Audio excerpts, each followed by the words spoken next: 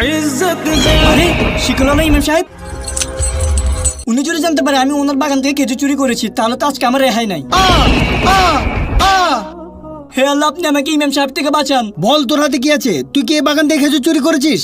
আল্লাহ, তুমি আমাকে ইমাম সাহেবের হাত থেকে বাঁচাও। এরপর থেকে আমি আর কখনো চুরি করব না। বলবি কি না? হুজুর, এই খেজুর আমি ইচ্ছে করে চুরি করি নাই। বাড়িতে আমার বৃদ্ধ বাবা অসুস্থ, তার খেজুর খেতে মন চাইছে, আর আমার কাছে টাকাও ছিল না, তাই আমি এই খেজুর চুরি করছি। যদি তোর কথা সত্যি হয় তাহলে তো ঠিক আছে, আর যদি তোর কথা মিথ্যে হয় তাহলে তো আমার শাস্তি সম্পর্কে জানোস। চল তোর বৃদ্ধ বাবার কাছে।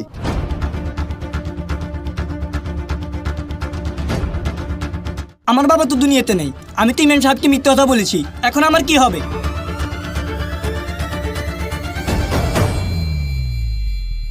হ্যাঁ, তোমার কথা সত্য দেখে আমি তোমাকে ছেড়ে দিলাম। और जब तक मेरा अल्लाह मेरे साथ है दुनिया की कोई भी ताकत